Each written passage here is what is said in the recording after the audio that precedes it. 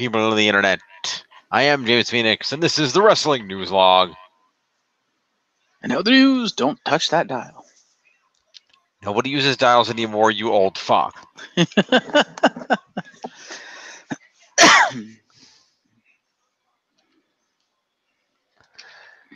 So, we're going to do the usual. I'm going to throw up a wheel. We're going to go through some news articles and talk about what happened this week. And Jeff's going to cough. I have asthma. Deal with it.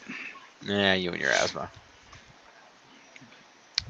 Anyway, let's put up the wheel. Just a preemptive FYI for folks, and I'll mention it again at the end, but not 100% on exactly what's going on with our scoring for the weekend. It'll be done at some point.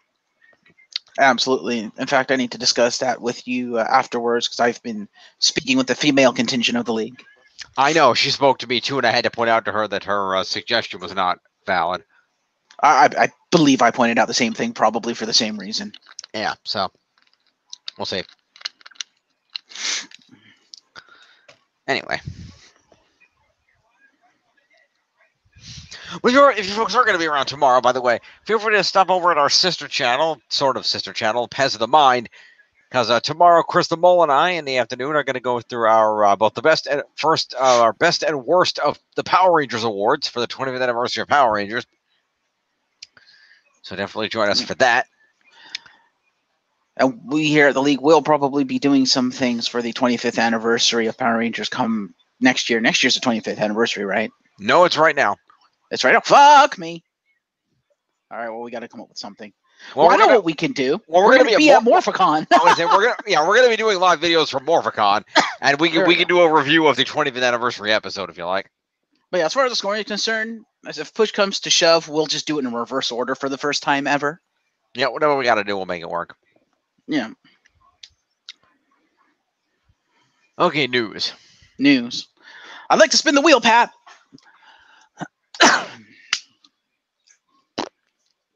We have 11 items tonight, just FYI. Number one, I guess it's a good place to start. Number one is always a good place to start. Some of this we're going to go through briefly. Okay. And part of this we'll focus on more. Because of the timing of which it came up, we did discuss this briefly at the beginning of last week's scoring. Mm-hmm. Unfortunately, we did suffer several passings in the wrestling industry earlier in the week. The first of which was WWE legend and Hall of Famer Nikolai Volkov, who unfortunately passed away. It was noted that he had been hospitalized due to dehydration but went home, but there was reports that he had a heart attack not long ago and refused a needed surgery. So, of course, all the best to his friends, fans, family, all that good stuff. They hope they're all doing all right. The second one. So here, copy.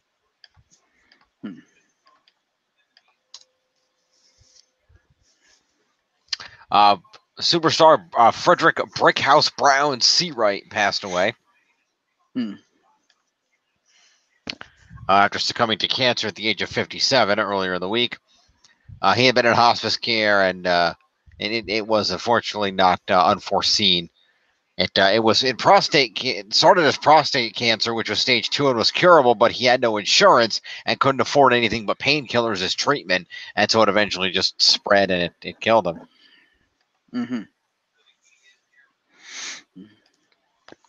And this, ladies and gentlemen, is why this country needs some single payer Medicare for all health care. Yeah, well, get the Orange Man out of office, then we'll talk. We'll see. Because the Orange Man gives no shits about this.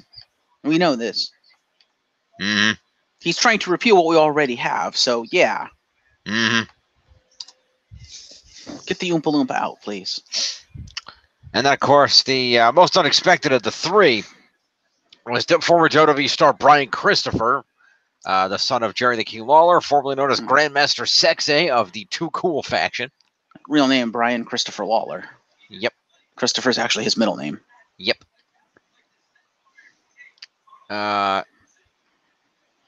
Yeah, effectively, he'd been arrested for a DUI and had been in jail for several weeks, and he tried to commit suicide by hanging himself. They found him and rushed him to the hospital in critical condition, but unfortunately, they were he was almost surely not going to make it, and so friends and family rushed there to say goodbye, and they made the decision to pull the plug.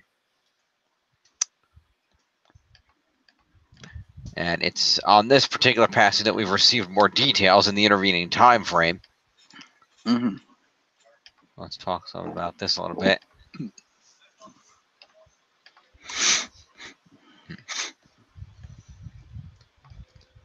Let's see.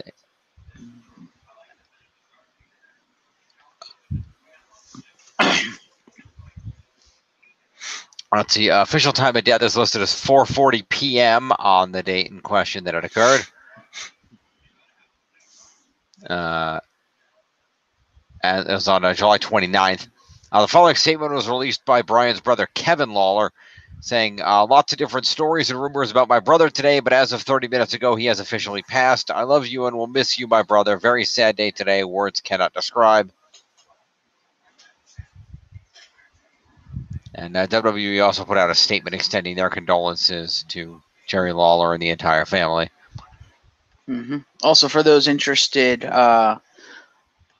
Jerry Lawler's co-host of his podcast, Dinner with the King, Glenn Moore, has put up an in memory of Brian Christopher 13-minute, 49-second video on their YouTube channel, where he provides information about Brian Christopher Lawler's funeral and other things. I haven't actually watched it, but I saw it pop up in my feed.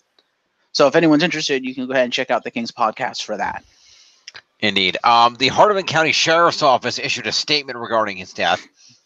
According to Sheriff John Doolin, when Lawler was taken into custody on July 6th for DUI, they had no indication he was suicidal, and thus he wasn't put on any kind of suicide watch. But he was placed in solitary confinement of the jail due to his notoriety as a local celebrity in the Memphis area. Mm-hmm. Officers found him hanging in his cell Saturday evening and immediately did CPR, had him transported in critical condition. It wasn't going to make it, and I kind of stated the rest already. It's noted that at the request of 25th District Attorney General Mark Davidson, TBI special agents are investigating the circumstances surrounding an incident involving an inmate at Hardeman County Jail. On Saturday evening, Brian C. Lawler, date of birth 1/10/72, was found hanging in his cell. Corrections officers administered CPR until paramedics arrived. He was transported to Region 1 Medical Center in Memphis, where he died Sunday afternoon.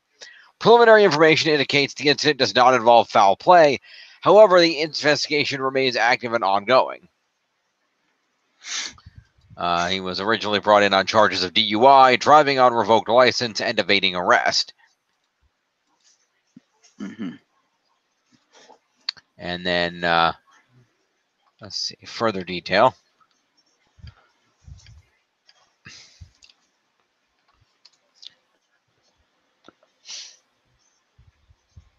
And of course, with his death, a lot of people have wondered what his relationship was with his father, Jerry Lawler, and why Jerry didn't bail his son out in the weeks leading up to the suicide. Dave Meltzer, grain of salt, notes Lawler was trying to set up Christopher to get help in rehab to overcome his substance abuse issues, but it never started because no one knew how long Brian would be in jail for. If he was able to stay clean for a year, reports said Lawler would have pushed for him to get a job with WWE, perhaps as a trainer at the Performance Center. He had already been doing stuff to get him out of things and felt that this time he wouldn't get him out by posting the 40 grand bail because he felt Christopher needed to learn from his mistakes. Christopher also struggled with drug problems for many years, which is what ultimately held him back. And he attempted suicide before, about 3 or 4 years ago. So he attempted it once before, and they didn't think he'd try again. Really? They didn't have any indication that he was suicidal at the time. They have to go by indications at the time. They don't necessarily have his medical records handy. That's true. However, there is... Well, you can't necessarily say anything positive comes out of someone passing away unless they're in pain, but we can end this on a semi not as negative note. Mm-hmm. Let me see here.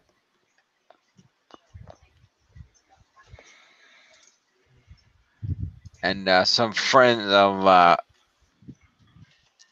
So it says here, this is posted by Kevin Lawler. My brother Brian was a diehard Pittsburgh Steelers fan. He had had and collected everything Steelers imaginable. Special thanks to our friends for making him this customized casket so he can go out the only way he would want to. Brian would have loved this. Let me see if I can bring the picture up here. Can I get a view image on this? Is this not possible? Whoa, that's not what I want. Go away. Go away. Go away. Not now. Go away. I just want to see the. Why can I not just see the fucking picture?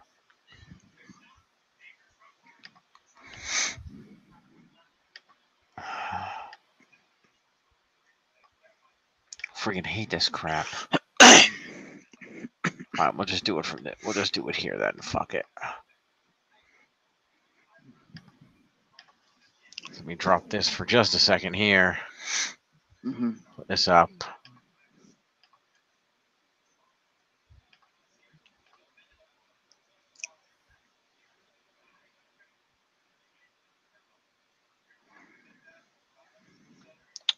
So as you can see there, it's got the Steelers logo on it. And the Steelers stripe, and then down there you can see it does say GMS, and it does say Grandmaster Sexy. Nice. So his apparently his friends made him that in honor of his memory. So it's very special that at least he can go out in style as his brother indicates he would have wanted. So that's good. Oh, I put the wheel back up. All right, before you spin the wheel, there were a couple Instagram posts that fans in the wrestling world might be interested in. One from his former tag team partner, Scotty Too Hottie. Okay. Real name, Scott Garland. He put up a photo of the two of them and the big quiche in the ring. I think it was the last. He says, this is from the last time the three of us were in the ring together, which was probably like a year or so ago. Brian and I were different people outside the ring. We never traveled together, never roomed together, and never really hung out together. But every single time we went through that curtain, we made magic together. Magic that will never be replaced. We were too cool. I will miss you, BC. And then, of course, the post that precipitated that one from the Big Quiche himself said, my oos at the real Grandmaster Sexay, our last dance together. Brian's living spirit was always his passion for adventure and love for the wrestling business. What I will carry with me most is the Grandmaster's infectious smile and wicked laugh, but most of all, his passion to entertain each and every person he ever came in contact with. My condolences and respect goes out to King, brother Kevin Lawler, and the entire family. I'm sorry for our loss. Prayer emoji. So his stablemates were not oblivious to the fact. Just thought I'd throw that in there.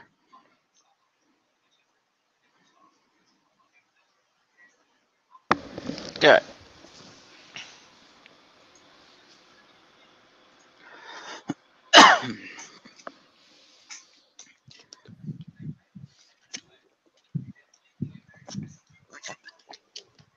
Spin the wheel. Yep.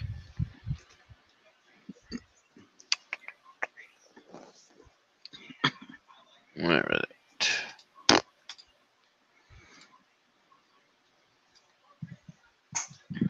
Number 3. All right. This is just interesting. Okay. This isn't news per se. Mm-hmm. There's something interesting. Okay. So as he is wont to do from time to time, Chris Jericho did an interview. And as he was doing a said interview, let me scroll down here. He was actually being interviewed by good old JR on the Ross Report. All right. And they ended up discussing the topic of Roman Reigns. Oh boy.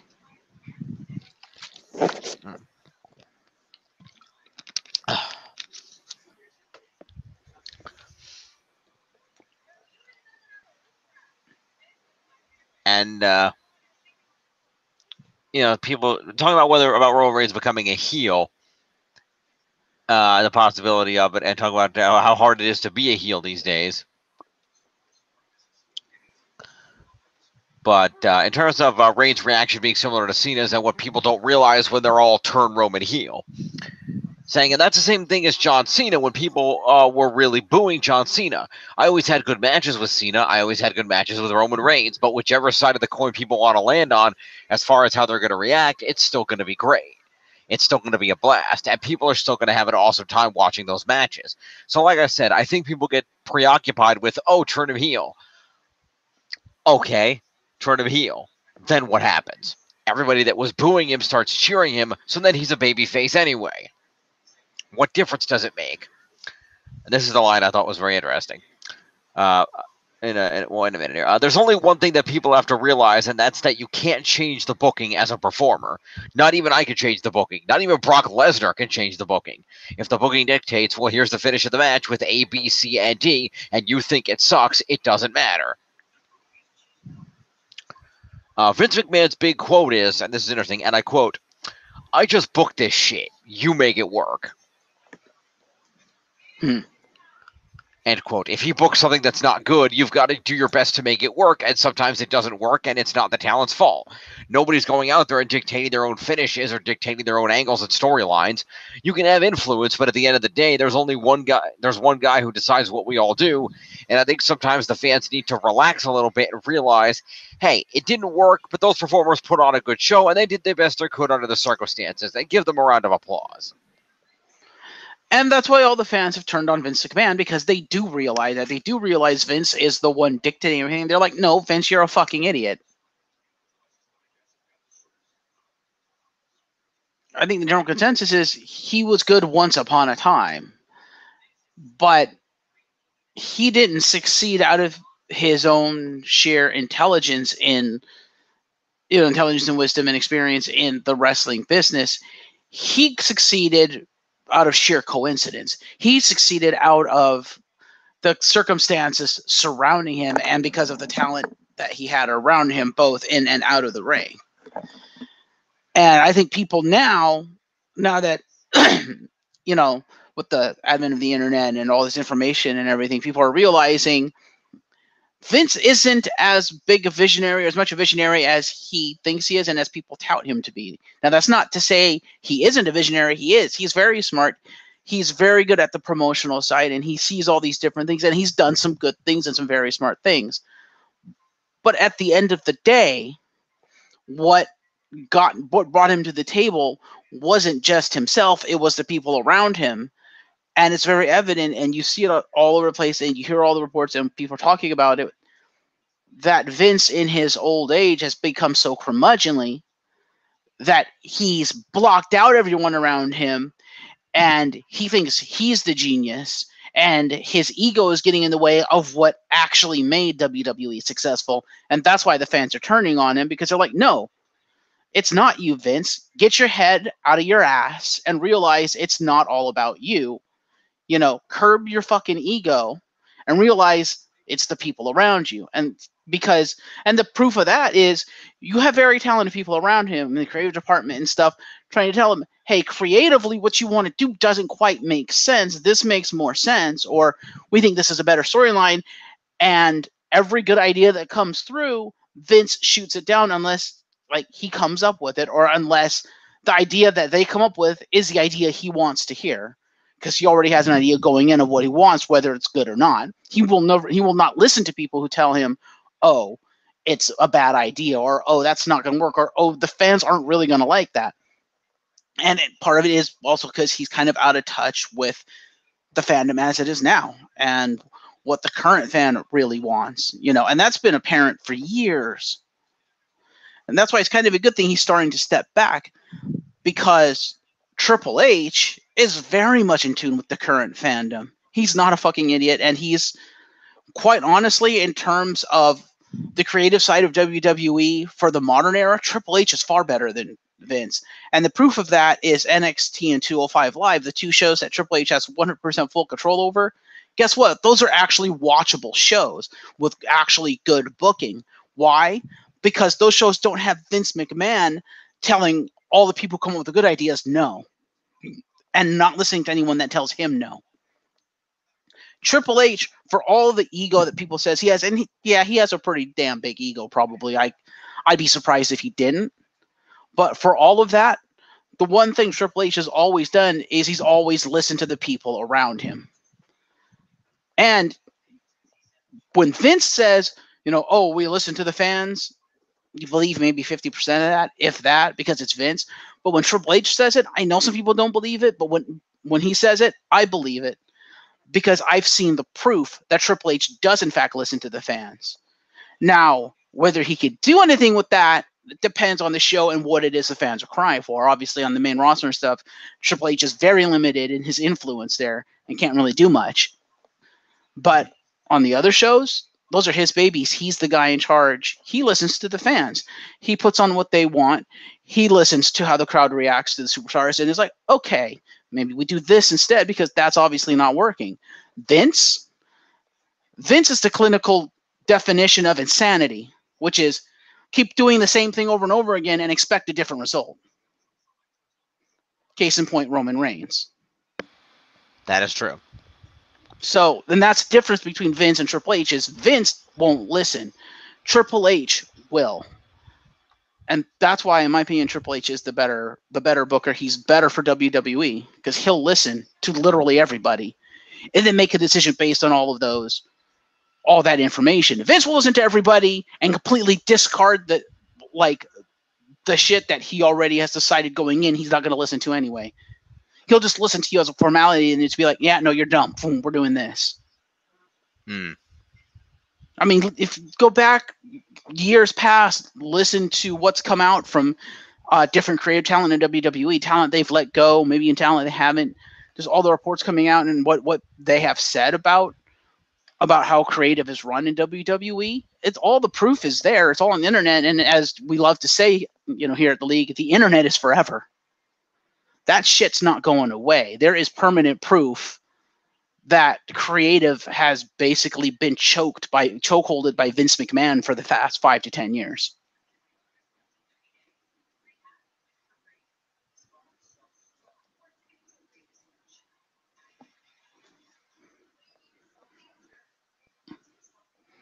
But Vince is taking steps back, and so that's good. It's just, please actually let Triple H make actual, legitimate, worthwhile decisions on Raw, like whether or not to push Roman Reigns.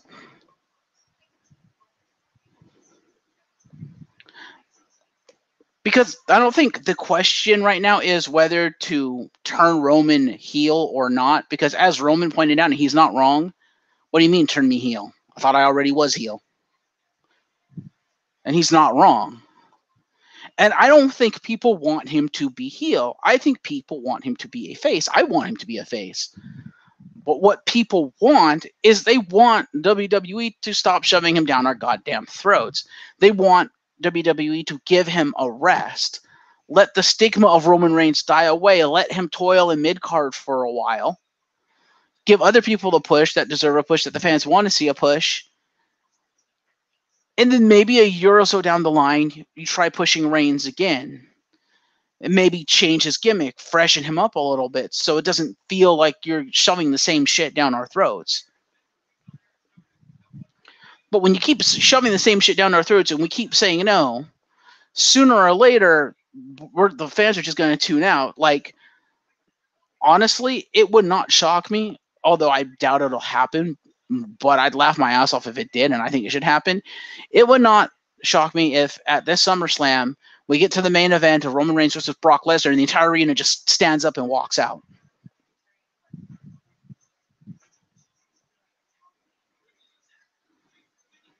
Like, I don't know if you follow things with fandoms, Jim, and like how fandom has been evolving over the last year or two, especially with the Star Wars stuff. But fandoms are starting to become a lot more proactive about things they're passionate about, the things that they're fans of. And I think the wrestling fandom could potentially follow suit in the more active role of displaying our displeasure. And I think if, as the young kids these days are saying, if the wrestling fandom, quote, gets woke, unquote, I think Vince is going to get a rude awakening.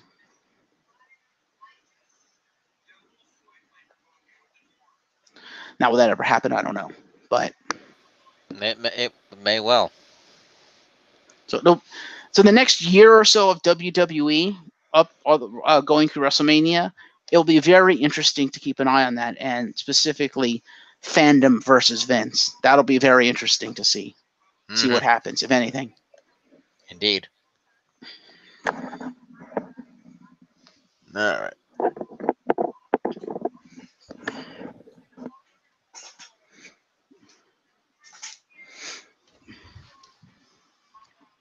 Six. This is either brilliant or stupid, Or both. or both. Brilliantly stupid. I don't know about that. Okay. So,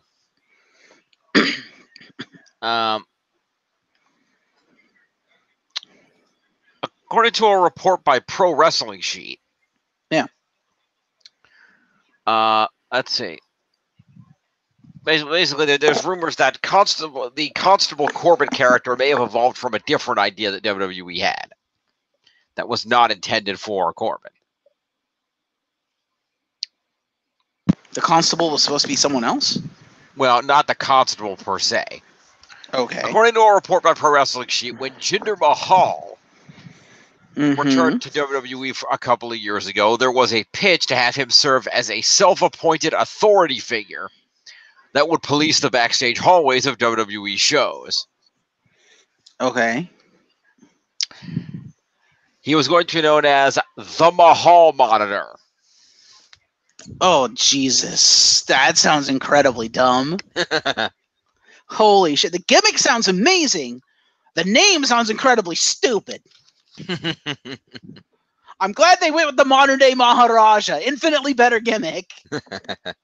And there's speculation as to whether that idea may have evolved a little bit into the Constable Corbin character. Constable Corbin better than the Mahal Monitor, because goddamn, that sounds incredibly stupid. Of course, now that that's out there, you know they're going to make that in like 2K19. We'll see. All right. I just thought that was funny. Like I said, the gimmick sounds great. The name is not. Whoever Yes. came up with that name needs to get fired. Number 8, our titular topic this week. Mm-hmm. I don't know if you've looked at any news today. Maybe. I haven't looked at our title, so I wouldn't know what you're referring to. Well, what's the only news that matters today?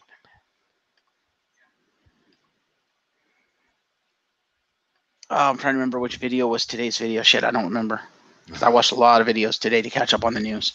Uh-huh.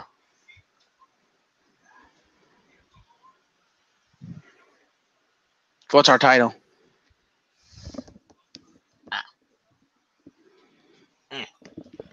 I don't think that's our title. Shut up. I'll look it up. No, I got it. I'm just trying to see how long ago this was.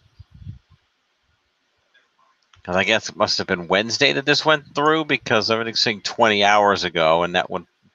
Oh, yes, I heard about that. Yes. Yes, our highlight topic today, the Big Red Mayor-chine. Fair. Yeah, I did hear about that. Congratulations. Yes, Glenn Jacobs, better known as Kane, as he has been running for quite some time. They reached the official point of the election over in Knox County, Tennessee, and Kane officially has won the mayorship of Knox County, Tennessee, by almost a 2-1 margin. Damn. It is worth noting that when asked about the situation, Kane did not rule out the possibility of doing a little wrestling while he was in office, but that he was not sure, and that it would be a little while, because right now he is dealing with an Achilles tendon injury. Ew, those things are serious. Yeah.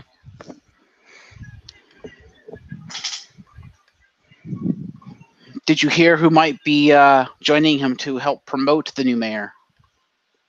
I did not. Yes, yes, yes, yes. I'm surprised me. Is that his campaign event? Yeah. Yeah, people are saying now that he's won, like Brian might actually show up during his time off to help the big red mayor out. Yep. What time off? Well, like between events and shit. Oh, okay. Because I don't know if you have this on the news, but WWE is starting to count out to Daniel Bryan because Daniel Bryan has yet to actually re-sign with the WWE, and they're getting desperate because they don't want him to leave. Uh-huh. Have you heard about this? What about it? That basically Daniel Bryan said, hey, if you want me to remain interested, give me time off because you're working me too goddamn much. Mm-hmm. So basically, Bryan asked to be removed from all upcoming live events, and WWE said yes because they're getting worried because Bryan hasn't re-signed yet. Mm-hmm. So, yeah, if Bryan actually manages to get the schedule he wants, he will have time to just fly on down to Knox County and hang out with Kane for like a day or two. Fair enough. Because if Daniel Bryan has his way, I think the only event he would work on a weekly basis would be SmackDown, if that. Right. Because he wants to work a severely lessened schedule because he doesn't want to get another goddamn concussion. Yep. Accurate. Yeah. So we'll have to see. I think the big reason WWE is getting worried is because, as we've pointed out before, Daniel Bryan's contract expires the day before All In. Mm-hmm. And if he doesn't resign, guess where he's probably going to show up? Now we'll see. And they're worried because, and I don't know if you have this on the news, but because of effectively another contract that they've just recently signed and they've had to kowtow to. Mm-hmm. Have you heard that one? Mm-mm. Rey Mysterio? Mm-hmm. Yeah, basically it's all been confirmed. Rey's coming back and has a contract. And basically Rey just said, look, I'm Rey Mysterio. You're going to do what I say if you want me. He basically played the you need me more than I need you card, and WWE agreed. Mm-hmm. Because he was basically like, look, I'm going to be at All In, and you're not going to say no. Go fuck yourself. And they said okay, because they had no choice. Literally, All In is supposedly going to be the last like independent or non-WWE event he does before reporting to the Performance Center and getting ready for his comeback in WWE. That's why we haven't heard anything up until now, is because WWE has been trying to negotiate with Rey Mysterio because they don't want him at All In. And Rey just said, I don't care what you want. I'm Rey fucking Mysterio. And they said, damn. So from the reports that I heard, they basically said, okay, Rey, you win. We do want you back. And if we have to let you wrestle for Cody Rhodes, then okay. Fair enough. So that's the current report as of this recording, as far as I know. All right, then. So, yeah, expect Rey Mysterio back probably by the beginning of next year. My guess is he'll go to the Performance Center, work out a little bit, work off some of the WWE rust, and then he may show up at Survivor Series. Who knows? It depends on when his contract begins. But it would not surprise me if he's at least back in time for the Royal Rumble, since that's when he came back last year. And this year, if he does that, the Royal Rumble may mark his actual return to WWE. Right. Fair enough.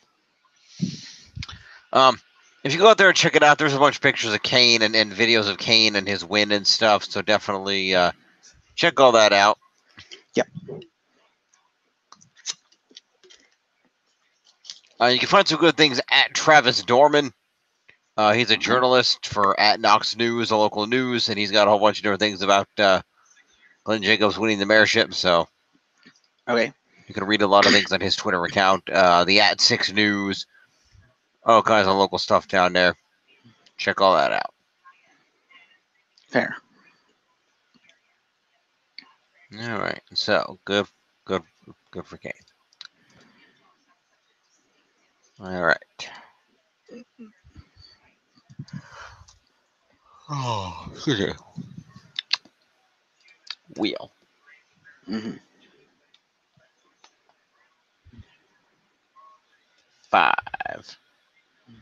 Alrighty.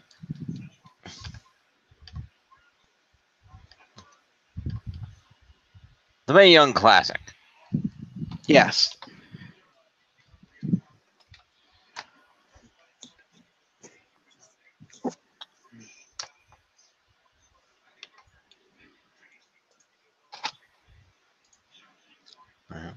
The Mae Young Classic.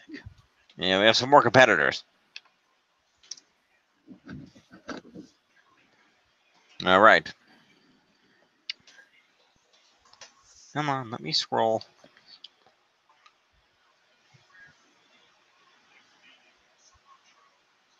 So not seeing the details on them. Let me see if I can find out here. This is only the names. I thought there was details here and there are not.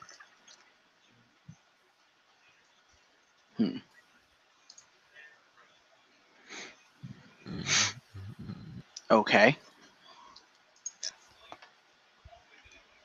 Let's try this.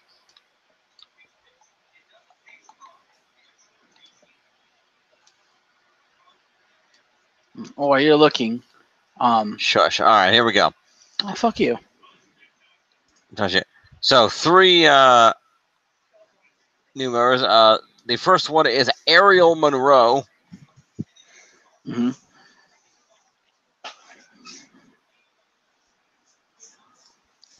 Let's see. Who are these people? It doesn't exist. That's not helpful.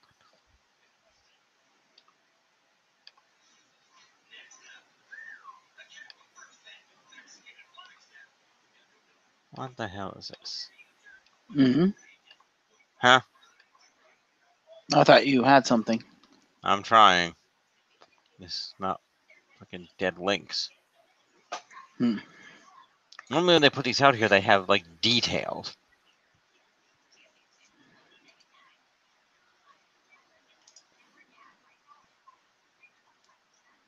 I want someone with friggin' details.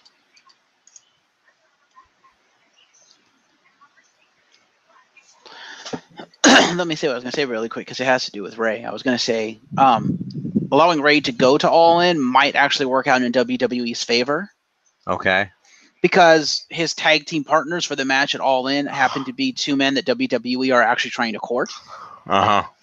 That being Bandito and Phoenix of Impact Wrestling. Okay. Yeah, WWE kind of wants them. And it's like, let Ray go woo them for you. Mm-hmm. So it might work out in their favor. We'll see. Might. All right, continue.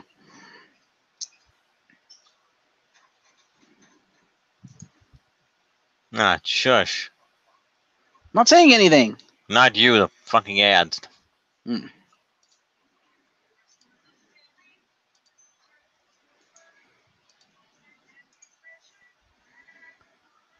Let's see here. All right. Competitors. Are these even the same list of competitors? There's even more competitors. It's not even the list I thought I was looking at.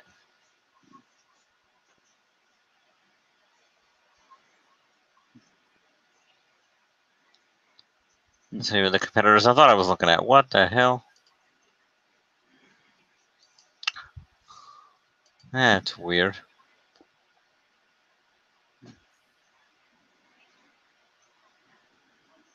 Huh. Bless you. Thank you.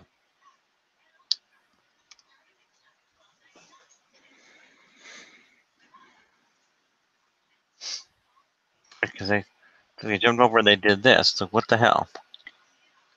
Yeah, maybe this will have info.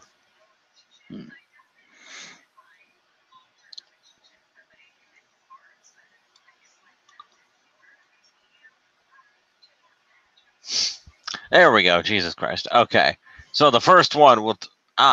stop jumping. Fucking ads. First one is Hiroyo Matsumoto. Okay. Popular Japanese wrestler Hiroyo Matsumoto, who was alternatively known as Lady Destroyer and Lady Godzilla. Made her professional debut in July of 2006, ranked the 25th best women's wrestler in the world in 2017 by Pro Wrestling Illustrated. Matsumoto, who is revered for her power and technical proficiency, once held 4 championships simultaneously. Her signature moves include a dangerous high-angle back suplex that she calls the rock drop, as well as variations of power bombs, gut busters, and missile drop kicks. We also have Ariel Monroe of Clearwater, Florida, enters the tournament with 3 years of experience. A veteran of the U.S. Air Force, Monroe trained for the ring under Cedric Alexander and Southern wrestling legend George South, and has competed throughout the U.S. independent scene. A charismatic striker, Big Swole uses a full arsenal of high-power kicks and her specialty move, Dirty Dancing, a ripcord forearm smash, to pummel opponents.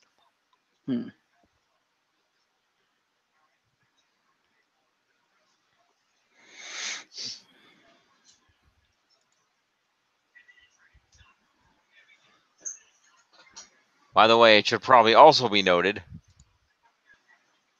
in regards to Ariel Monroe. Remember how I mentioned she was trained by Cedric Alexander?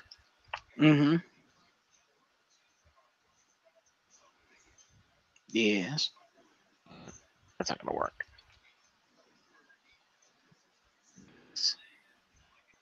Come on.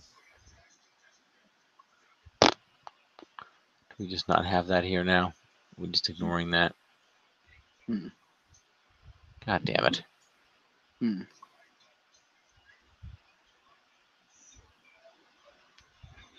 Well, anyway, she's also his wife. Oh. Fair. So there you go. Does that mean she's probably going to show up on 205 Live with him? There's a possibility.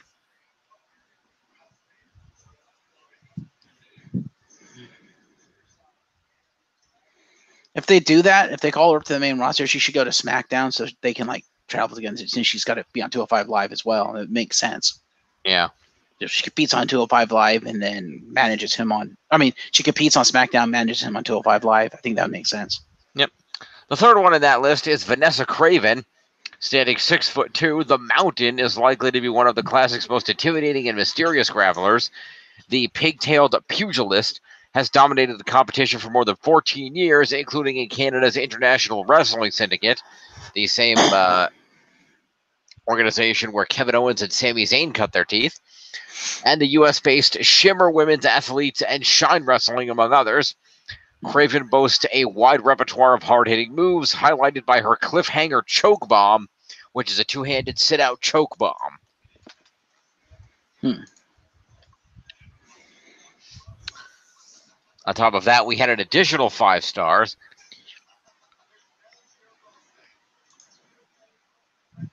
Let me scroll.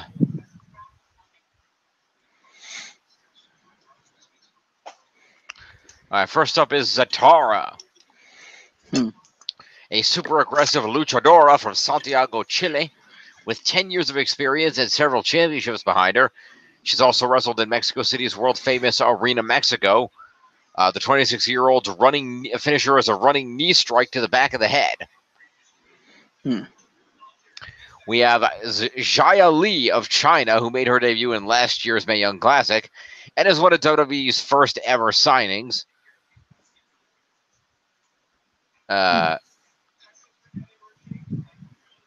From China, that is.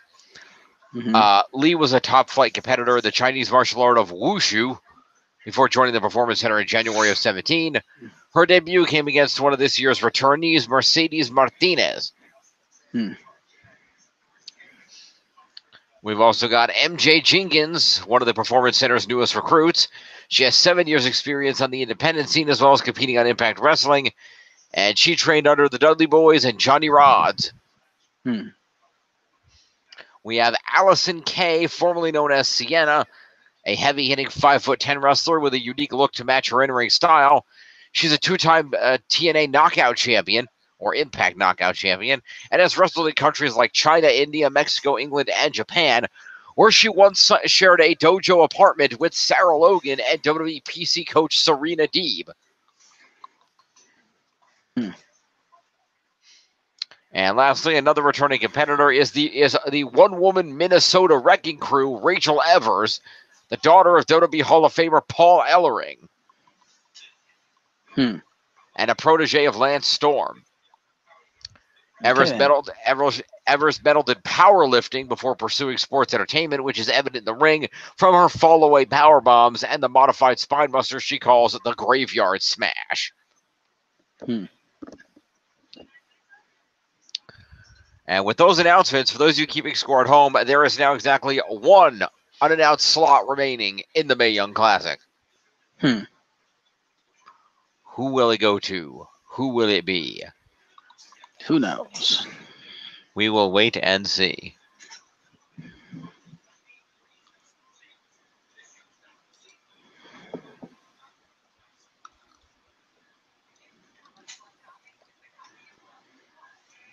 Indeed.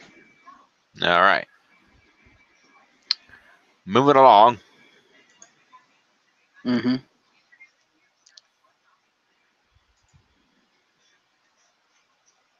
Hang on. Scroll. There we go.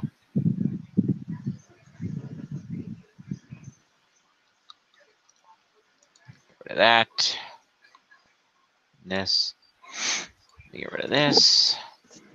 Up there, yeah, get rid of that. Oh. What the fuck? What? Hang on a minute. What the hell did I do here? You hit something. No. Oh. Shit. Okay, well, you know what? I'm going to do this one then, too, just to keep things going. Okay. I You fucked found up a new news article? No, I fucked up my numbering. I used the number 5 twice. Oh. So we're going to do the other number 5. Okay. Just to even things out. This is just a minor note. Oh. Going to the good people over at Fight.tv. People should know that like Fight TV should know that Fight TV is slated to sponsor and broadcast the ROH International Cup. Okay, then. Which will be awarded as part of the ROH Reunited Tour. It'll be available exclusively on the Fight TV platform through a unique sponsorship. It'll be contested on the first 2 days of the tour, starting in Edinburgh on Thursday the 16th, Doncaster on Saturday the 18th, and the winner will get a shot at the ROH World title on Sunday the 18th in London. Fair enough. Sorry, Saturday the 17th. Wait, what the fuck? I don't know. One of y'all doesn't know dates, but anyway. What the fuck? On Sunday the 19th in London. 3-day tour will feature many of the stars of Ring of Honor, including Jay Lethal, Marty Scurll, the Young Bucks, Punishment Martinez, Tennille Dashwood, and the Briscoes, plus international stars like Mark Haskins and Joe Hendry. You can go to Fight.tv to order the events. The tour will be available for a price of $14.99 USD per show, or $29.99 USD for all 3 events. Yeah. And we're not going to see it because we're going to be in Anaheim and broke as shit. Yep.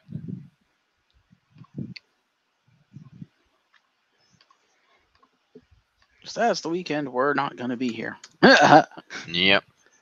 Well, maybe you're going to be broke as shit. Yeah. We also may not have a wrestling log that weekend. Stay tuned for that. 2. 2. What's this about again? Oh, yeah. I mentioned this to you the other day, but on, let's see, last Sunday night was the premiere of the Comedy Central roast of Bruce Willis. Yes, it was. And immediately following was the premiere of the new season of Roast Battle, starring Jeffrey Ross. And one of the guests on Roast Battle for the main event roast was none other than the Intercontinental Champion, Dolph Ziggler. Yeah. Who ended up in a roast against a comedian and good friend of Dolph Ziggler, Sarah Tiana. Dolph ended up losing with a score of 2-1, but fared pretty well. Mm. And as I mentioned to Jim, who didn't know this, people of the internet, Dolph Ziggler actually is a stand-up comedian when he's not in the ring under his real name. Well, there you go.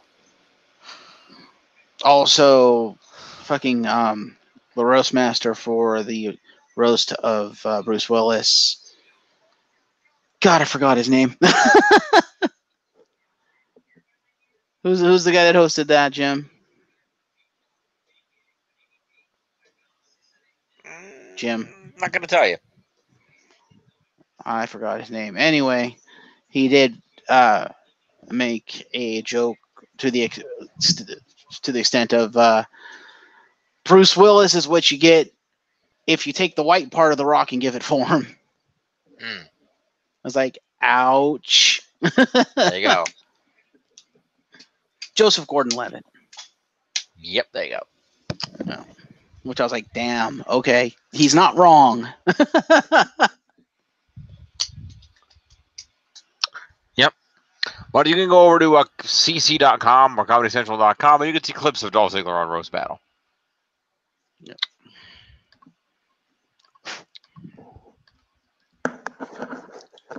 All right, let's keep going.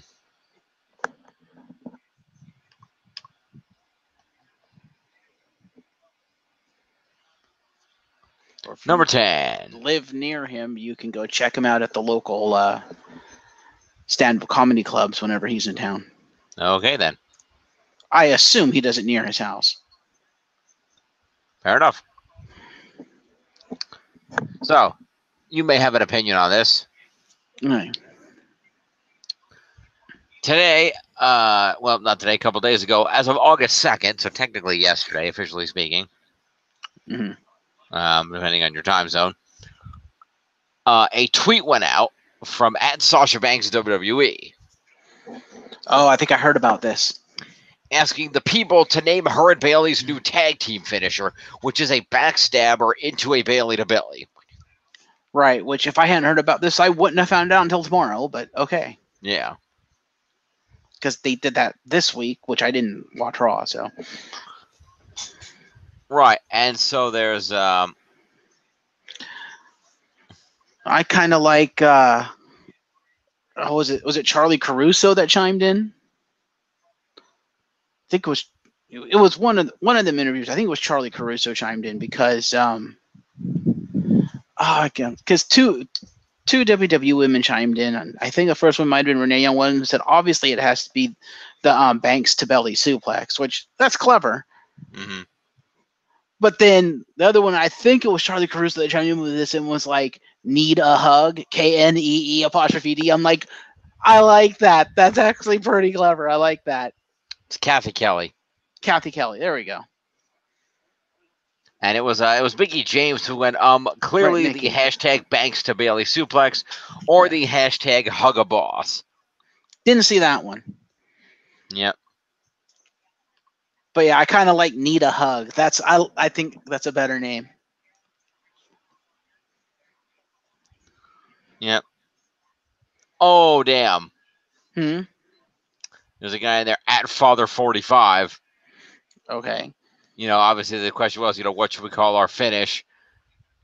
@Father45 replies, bad booking. Oh, damn. That'd be a little too on the nose.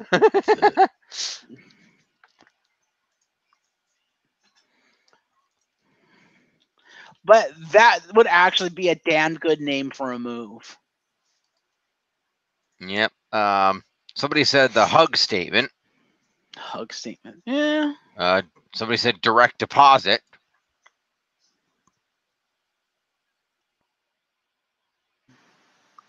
Somebody said wasted storyline.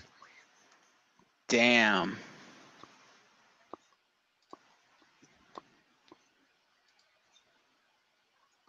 Now let's see. Bayley, you are not The Rock and Mick Foley. What? She tweeted out, and Sasha Banks retweeted it, changing the game, hashtag Boss and Hug Connection. There you go. You are not The Rock and Mick Foley.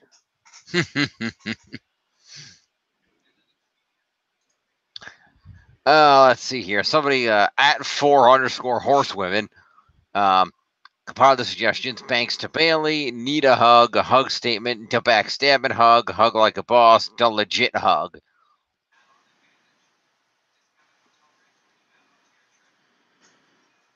Stab to belly. The 3B boss to Bailey bomb. It's not a bomb though. It's a suplex.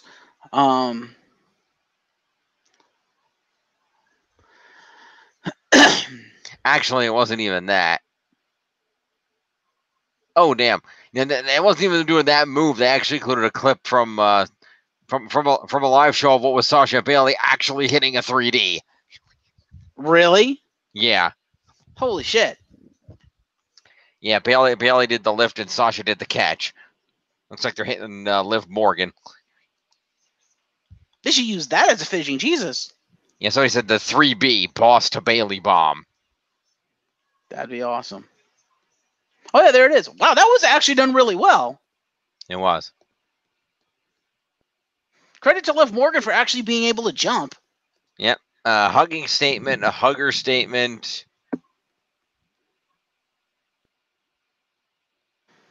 LBB, legit belly to belly. Hug of bankruptcy. Afflicted by affection.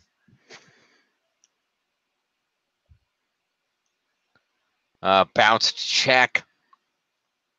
That's not terrible. Basic hugonomics. No, that should be their tag team name. Tug and hug. No, that has other connotations. Hug This is stabber. a PG show, people. Bankrupt. No, there was already a move called the Bankrupt. Friend statement, hug statement, the last hug. What was the doctor's name? Dr. Shelby. Yeah, they should call it the Dr. Shelby. There you go. Bailey to Banks. Sasha to Bailey. Banks Except to Bailey to Banks doesn't make sense because Sasha's the one tossing the opponent to Bailey. I know.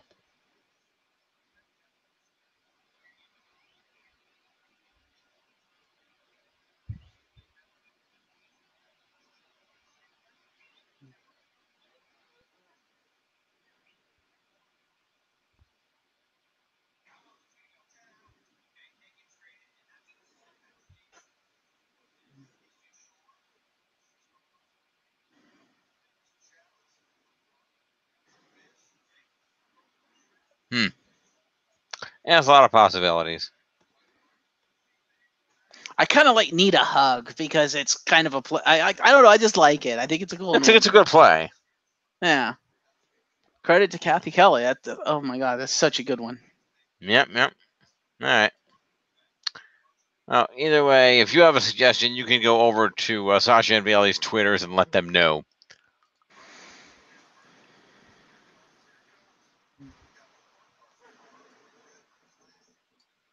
All right, let's go back to the wheel.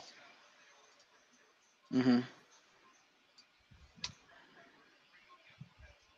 What do we got there? 7. All right. So this just kind of sucks. Okay. Luckily, he's okay. Luckily, everyone's okay. So David Otunga recently dealt with a bit of a situation.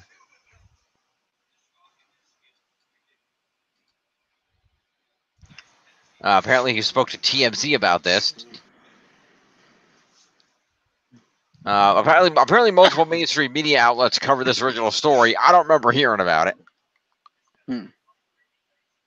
But he got interviewed by TMZ Sports about this. But basically, apparently, at one point, I don't even know where he was at the time. Mm-hmm. But basically, at one point, wherever he was, David Otunga went out to to a parking garage to get in his car, and there was some dude with a knife in it. Okay, then. Luckily, the dude in question did not feel inclined to provoke any violence. Basically, he, obviously, Otunga sees the dude in it. He goes to open because Otunga, the car had tinted windows. He couldn't see the dude until he opened the door. And so he opened the door, and he opens the door, and there's a random dude in his car. And so he goes to yoke the dude up because he's thinking in his head, I got to strike first because I don't know if this dude has a weapon or what's going on. So he strikes the dude first. The dude basically just starts begging, please don't hit me, don't hurt me. I'm sorry. He's like, look, I was trying to steal some things to sell to make some money. I'm sorry. Here's your stuff back. And he almost felt bad for the guy. So he's pissed, ready to tear the dude's playing with him, ready to tear his head off. So he shoved the dude, and the dude ran off and gave him his stuff back and just took off. And he mentions that after the dude ran away, he gets in the car, and the car's all trashed with his stuff everywhere. And right in the center console, there's a knife just out, and he realizes that dude had a knife and could have stabbed him. Mm-hmm. Thank God he did not. Also, the guy's an idiot. Not only did he try to steal from a wrestler, he tried to steal from a lawyer. He may not really want to go to jail, you dumb motherfucker. He may not have known whose car it was at the time. He's lucky Otunga wasn't like, no, I am going to prosecute you to the fullest extent of the law. Go fuck yourself. Yeah. Well. Technically speaking, he can't prosecute. The DA or his ADA has to prosecute. Charges, but, though. Yeah. Anyway, moving along. Thank God Otunga's okay. Absolutely. 3 left. By the way, I have a number 2 name for the Sasha Bailey. All right, what do you got? This comes from @Casey Carrington, named Joe Pritchard. The Hug It Ouch. Yeah, I saw that one on there. It's not bad. I like that. That's good. So, here's something interesting, and it almost countermands a point you made earlier. Okay. So, WWE Super Showdown is coming up. Mm-hmm. It's going to be from the Melbourne Cricket Ground in Melbourne, Victoria, Australia. The first ever live event from Australia. You may remember hearing about it. Mm-hmm. Well, the event in question occurs on October 6th. Mm-hmm. And I'm going to go ahead and see if I can get this to be made larger. God, why does Explorer not have a view image option? Why can I not just view a show? Fuck you. Can I do this? Will this open? Okay, that's that. Where's the picture? That's a mini version. Where's the actual big picture? Is it not here? I guess that's just all we got. Well, that's just a fail then.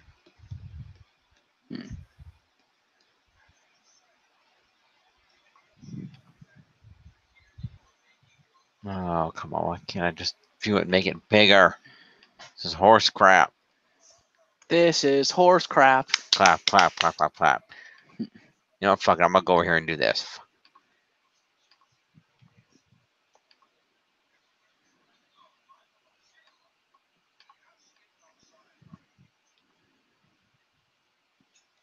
Where the hell? Oh, you're really going to do this? Come on. You image, you piece of shit. Fucking thank you. Okay, now, here's a Super Showdown poster. Can you see it? Okay. Now, note the date, October 6th. Yeah. They went out of their way to make this awesome poster to advertise this event. Yeah. Note who's directly above The Undertaker. Oh. Then how come all the reports are saying, he hasn't re-signed yet? I don't know. Is WWE just overly hopeful? I don't know. Maybe. Yeah, he's kind of right in the fucking middle of the poster. Oh, we'll see.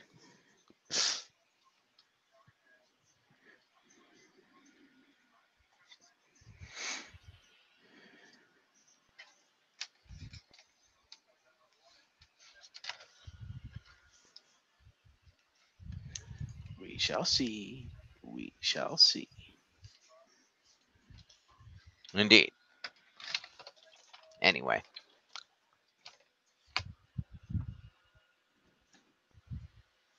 But yes, the Super Show will be forthcoming. It's worth noted. The description is as follows from Ticketek. WWE will return to Australia with the Super Showdown, a historic event taking place at the Melbourne Cricket Ground on Saturday, October 6th, featuring the largest roster of WWE superstars and legends ever to appear in the country. Fans attending the Super Showdown will be able to see The Undertaker take on Triple H for the first time since WrestleMania 28, plus all their favorite superstars, including John Cena, Ronda Rousey, Shane McMahon, Seth Rollins, Roman Reigns, Shawn Michaels, Randy Orton, Nia Jax, AJ Styles, Charlotte Flair, Daniel Bryan, The Miz, Sasha Banks, Alexa Bliss, Big Show, Bray Wyatt, Australian Tag Team Billy Kay and Peyton Royce of the Iconics, and many more. So he's also mentioned in the press release. So somebody's expecting Daniel Bryan to still be with WWE at that point. I don't know who.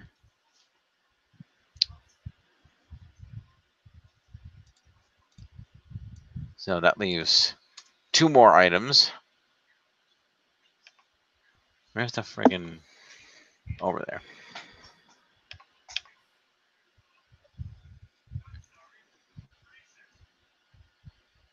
Gonna be number 4. All right, that works perfectly. I can segue. Speaking of Australian television and Australian wrestling events,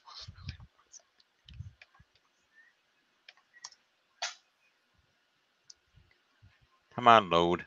There we go. WWE has announced a new Australian TV deal. Okay. WWE and Foxtel extended their long-standing partnership to air WWE programming live in Australia. They'll extend their partnership into its 19th year with a new agreement to broadcast WWE programming live in Australia, including flagship shows Raw and SmackDown, as well as WWE's live pay-per-view events. Foxtel's Fox 8 will continue to air Raw live at 10 a.m. on Tuesdays and SmackDown live at 10 a.m. on Wednesdays. For the first time, Fox 8 will re-air Raw on Tuesday nights in primetime and SmackDown on Wednesday nights in primetime, and Fox Sports will air 1-hour versions of Raw and SmackDown in primetime each week. Foxtel now will make both shows available on demand following their airings. We are delighted to extend our long-standing partnership with one of the biggest brands in entertainment and increase our WWE offering across both our linear channels and on demand, said Stephen Baldwin. No, not that Stephen Baldwin, director of Foxtel Networks On Demand. WWE has such a passionate fan base in Australia, and Foxtel is pleased to be able to continue bringing this popular content to our customers. Foxtel is a longtime valued partner who shares our vision and passion for engaging and entertaining our fans, said Michelle Wilson, WWE Go president. This agreement allows us to continue showcasing our unique blend of action-packed, family-friendly entertainment across Australia.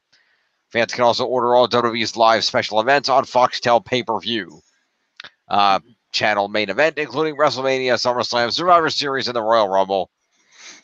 Additionally, new this year are WWE weekly highlight shows Afterburn and Bottom Line, which will be available on demand on Foxtel now. So Australian people get to keep having WWE. That's cool. Fair. Last but not leastly, bit of sad news. Nothing super bad, but just unfortunate. Speaking of, we were discussing backstage announcers earlier. Well, one of them was one of these announcers is Dasha Fuentes. You may not have seen her in a while, and that's because she had Achilles tendon surgery earlier this week, just a couple days ago.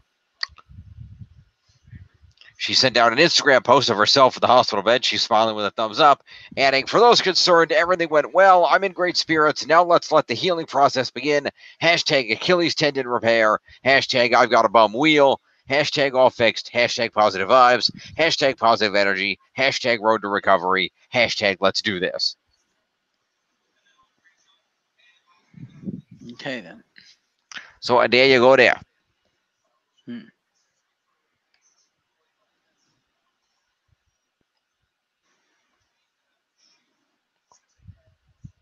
And thus you have the news.